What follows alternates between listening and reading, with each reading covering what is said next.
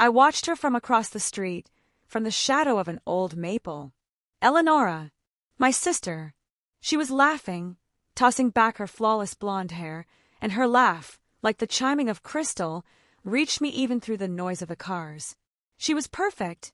A perfect house, a perfect husband holding her hand, a perfect life she had built on the ruins of mine. 10 years. For 10 long years, I had imagined this meeting.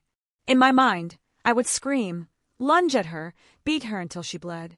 But now, standing here, I felt nothing but an icy ringing calm. Rage is a fire that burns you from the inside. But I had forged my rage into steel. Sharp, cold, and patient. She wouldn't have recognized me, even if I had walked right up and looked into her eyes. The girl she knew, the naive, trusting Amelia, died the night Eleonora watched with a smile as I was thrown out of the house with a single suitcase.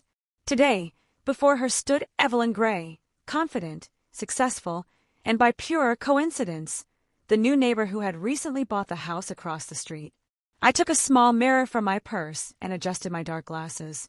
My new face, the work of the best surgeon in Europe, was my shield and my weapon.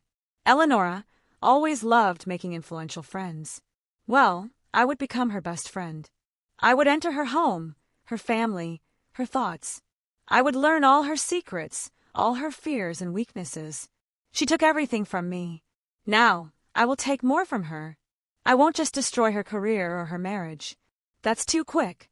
I will make her, with her own hands, annihilate everything she holds dear.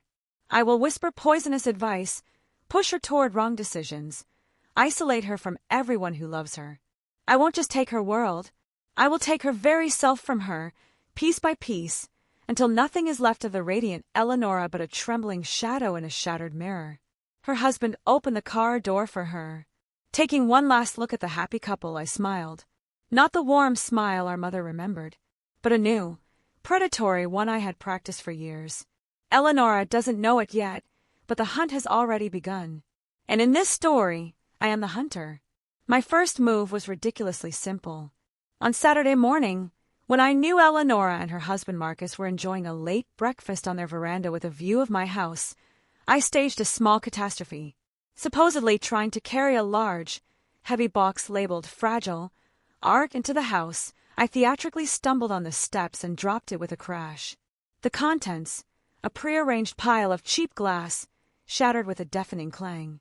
I cried out, more from theatrical despair than pain, and sank to my knees, staring at the shards of my valuable collection. As I expected, a moment later, the gate to their garden opened, and Marcus rushed to my aid, followed by Eleonora with an expression of concerned curiosity on her face. "My God, are you all right?" Marcus asked, his voice exactly as I had imagined it, deep and compassionate. I looked up at him, my eyes filled with artificial tears. I don't know. This was my life's work. I lied, gesturing at the box. "Let me help," he said, starting to pick up the large pieces of cardboard. And then she appeared, Eleonora. She gave me a quick, appraising glance that I remembered so well. She always judged people by their clothes, their manners, their potential usefulness. I was wearing a simple but elegant Loro Piana cashmere dress, and on my wrist was a Patek Philippe watch. I knew I had passed her first test. "How awful," she said, her voice full of sympathy as fake as my tears. "My name is Eleonora Reed, and this is my husband, Marcus. We're your neighbors." "Evelyn Grey," I introduced myself, accepting her outstretched hand. Her touch was cold, as always. "I'm so sorry for this mess. I just moved in, and everything is going wrong." "Don't apologize." Her lips curved into a perfect smile. "Moving is always stressful. Listen, why don't you come over for a cup of coffee once you've collected yourself? It might help take your mind off things." The hook was swallowed. That same day, I was sitting in their living room, decorated in impeccable shades of cream. Everything here screamed wealth and taste. Original paintings on the walls, antique furniture, huge windows overlooking a manicured garden. Eleonora was the perfect hostess, flitting around the room, offering me homemade cookies and asking about my life. My backstory was polished to perfection. Evelyn Grey, a successful art consultant who had spent the last 10 years in Europe working with private collectors. I had returned to the States to be closer to my roots, and to open my own gallery. I spoke of art, of travel, of fabricated romances. I was everything Eleonora admired: independent, wealthy, sophisticated, and a little mysterious. I watched her closely, and her husband. Marcus was the epitome of success: confident, charming, and he looked at his wife with genuine adoration. He was the first pillar of her perfect world, and I knew he was the one I would knock down first. Over the next few weeks, I became an integral part of their lives. We did yoga together, lunched at fashionable restaurants, attended private art viewings. I became her confidant, her best friend. Eleonora, accustomed to superficial high society acquaintances, was charmed by my sincerity and depth. She told me everything about her ambitions, her fear of not living up to her family's high standards, about the petty arguments with Marcus that she blew up to cosmic proportions. I listened, nodded, sympathized, and her every word, her every weakness, became a weapon in my arsenal. I was the snake she herself had warmed on her breast, waiting only for the right moment to strike. The first crack in their marriage was charity. Eleonora was the chairwoman of the organizing committee for the annual Children's Hospital Benefit Gala, the main social event of the year. For her, it was not just an act of mercy, but a way to solidify her social status. She was obsessed with making this event the most successful in its history. I, of course, offered to help. My experience in organizing events in Europe was perfect for the occasion. Eleonora happily delegated some of the responsibilities to me, including working with vendors and sponsors. Marcus, as he did every year, was the main sponsor of the gala through his investment firm. I knew he always personally controlled all financial flows related to his donations. My plan was simple and diabolically effective. I started small. "Ellie, darling," I said one day at lunch, casually tossing my salad, "I've noticed that Marcus constantly checks the invoices from the vendors we're hiring for the gala. Does he not trust you?" Eleonora frowned. "What? No, of course, he trusts me. He's just very meticulous about financial matters." "Of course," I smiled softly. "But you're the chairwoman. It's a bit demeaning, don't you think? As if he thinks you can't handle a budget. You're such a strong, competent woman. You don't need his supervision." The words were chosen perfectly. I was striking at her pride, at her hidden desire to be completely independent of her husband, to prove to everyone, and especially herself, her own worth. The seed of doubt was planted. The following week, I took the next step. I found a new catering supplier, incredibly trendy, but with a questionable reputation. His price was significantly higher than the trusted company they had worked with for years. "He's the best, Ellie," I convinced her. "Everyone is talking about him. This will elevate the gala's prestige to a new level." When Marcus saw the estimate, he naturally objected. "Eleonora, this is unjustifiably expensive. Le Fleur does an excellent job for half this price." Eleonora, incited by my whispers of distrust and control, flared up. "Marcus, this is my event. I know what I'm doing. Do you really think I can't make a single decision without your approval?" Their argument escalated into their first serious fight. I watched from the sidelines, playing the role of a peacekeeper who was actually adding fuel to the fire. "Marcus, maybe you should give her more freedom," I would tell him in private. And to Eleonora, I would whisper, "He doesn't respect your opinion. You have to stand your ground." In the end, to prove her point, Eleonora paid the new caterer from their joint account without Marcus's final consent. It was a small act of rebellion, but it set a precedent. Marcus was offended. Eleonora felt guilty but was too proud to admit it. A thin, yet noticeable, crack had formed between them. Now it needed to be widened. In my backstory, I had an assistant, a young and attractive art historian named Julian. In reality, he was an actor I had hired. His task was to show me affection in public, especially when Eleonora was around. One evening, the three of us were at a bar after another committee meeting. Julian brought me a drink and, as if by chance, touched my hand, holding my gaze with an admiring look. "Evelyn, you look stunning tonight," he said loudly enough for Eleonora to hear. When he walked away, I let out a heavy sigh. Ah, Julian, a sweet boy, but so persistent. Sometimes men just don't understand the word no.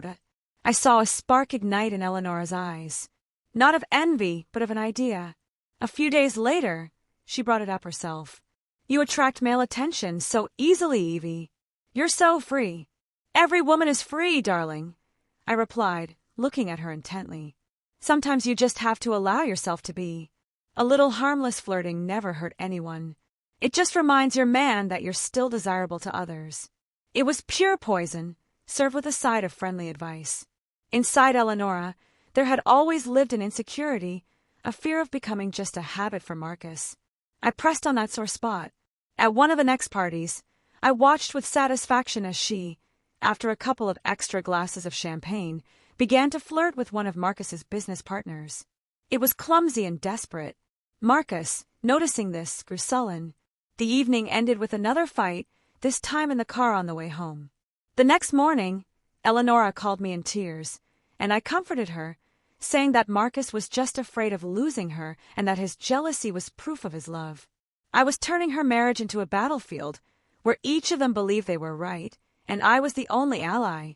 I was slowly isolating them from each other, building a wall between them made of mistrust, resentment, and my deceitful advice. The house of cards of their perfect relationship began to wobble. The masquerade ball was supposed to be Eleonora's triumph. Instead, it became her public execution.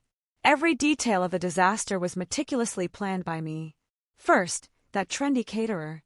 A week before the event, using a shell company, I anonymously reported some violations at their establishment to the health department. As a result of a surprise inspection, their operations were suspended 3 days before the ball. Eleonora had to frantically find a replacement.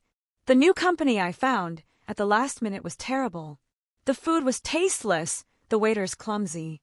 Second, the main lot of the charity auction, a painting by a famous contemporary artist that I had helped acquire. A few hours before the event, I arranged a leak to the press, false of course, that the painting was actually a skillful forgery. The rumor spread like wildfire. Guests whispered, the artist was furious, and Eleonora, pale as a sheet, didn't know what to do. The auction was ruined. But the final blow was the scandal involving Marcus. Several months prior, I had hired a private detective to find anything compromising in his past. One story emerged. In college, he had a short but turbulent affair with a girl who later accused him of leaving her after finding out she was pregnant. The story was murky, there was no proof, and it had long been forgotten. I found this woman. She lived in another state and led a modest life. For a substantial sum, she agreed to play her part.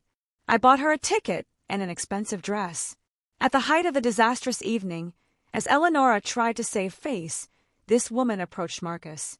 Their conversation was brief, but everyone noticed it. And then, as I had instructed her, she threw a glass of red wine in his face. In the ensuing silence, she declared loudly, for the whole room to hear, "That's for abandoning your son." Chaos. Flashes of cameras, shouts, stunned faces. Eleonora stood on the stage like an ice sculpture, her face a mask of horror and humiliation. Her perfect evening, her perfect husband, her perfect reputation, all crumbling live before the eyes of the city's entire high society. I went to her and wrapped my arms around her trembling shoulders. "Hold on, darling. I'm with you," I whispered, feeling an icy satisfaction. The following weeks were hell for Eleonora. The newspapers were filled with headlines about their family. Sponsors withdrew their donations. Friends she had considered close turned away, not wanting to be drawn into the scandal.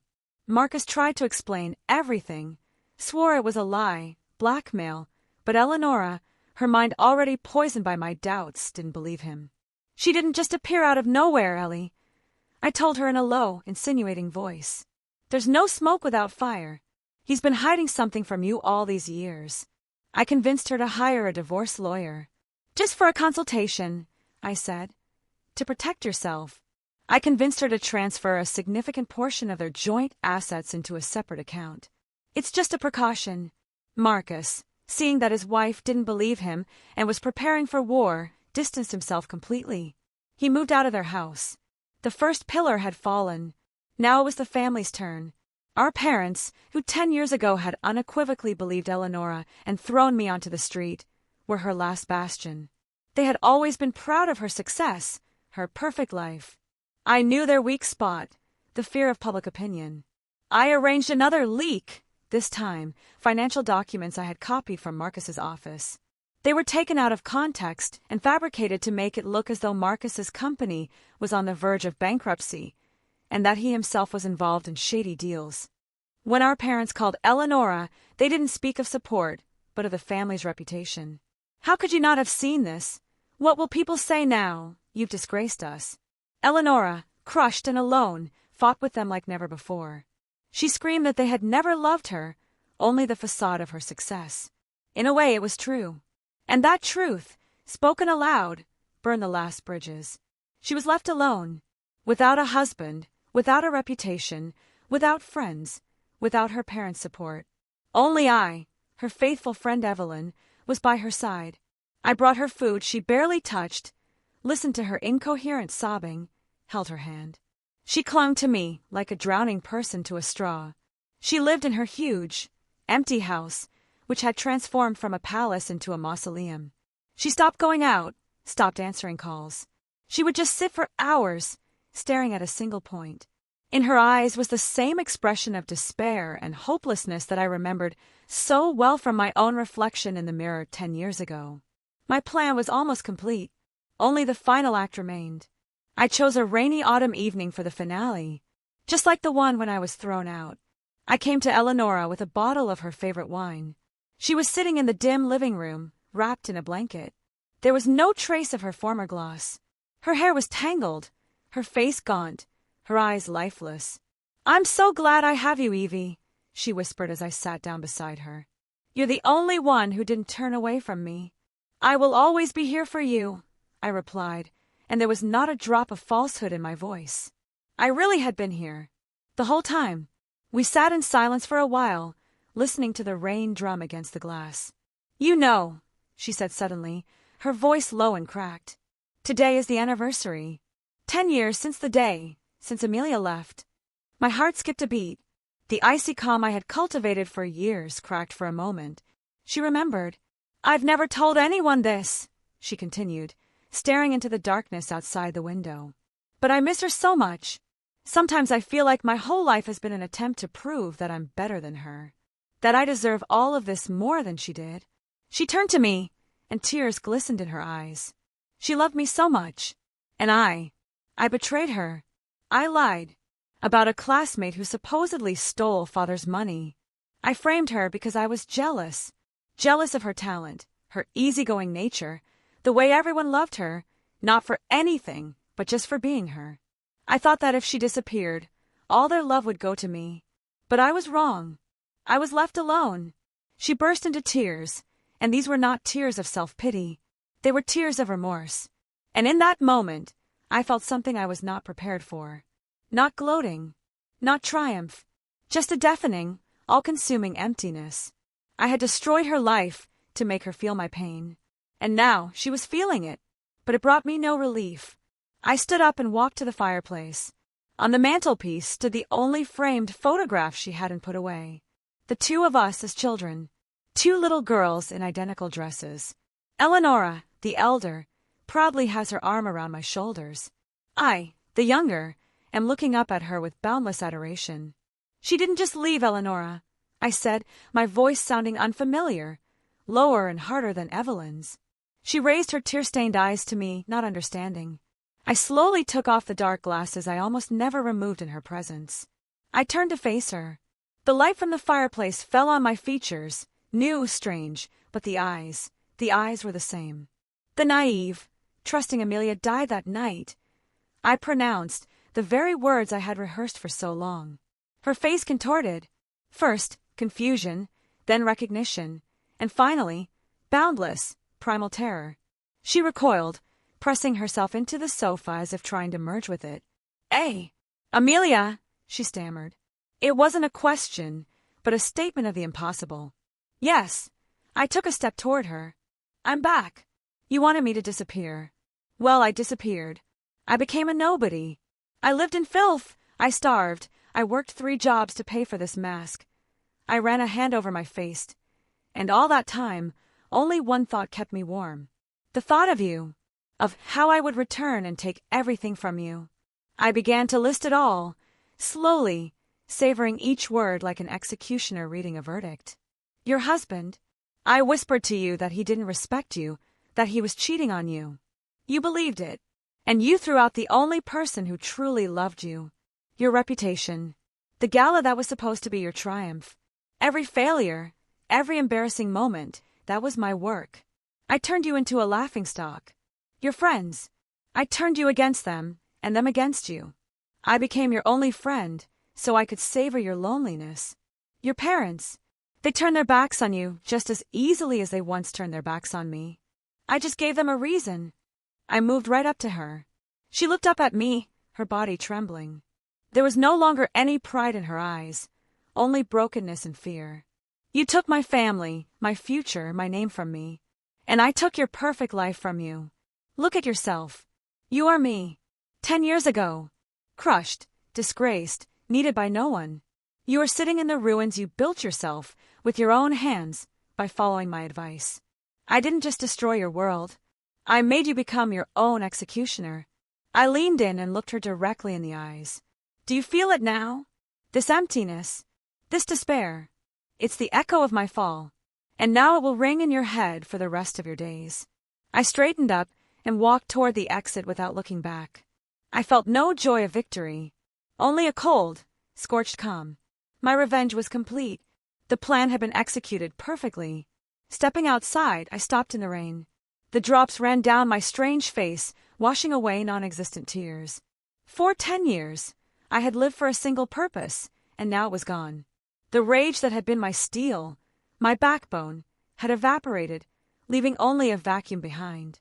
I had destroyed her, but in the process, I had finally annihilated the little girl, Amelia, who still lived somewhere deep in my soul.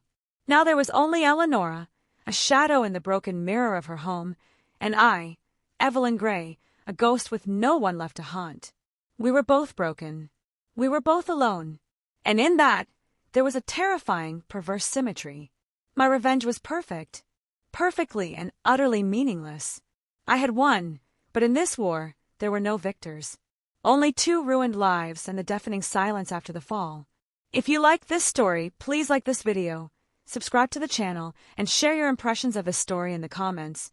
To listen to the next story, click on the box on the left, and thank you for watching.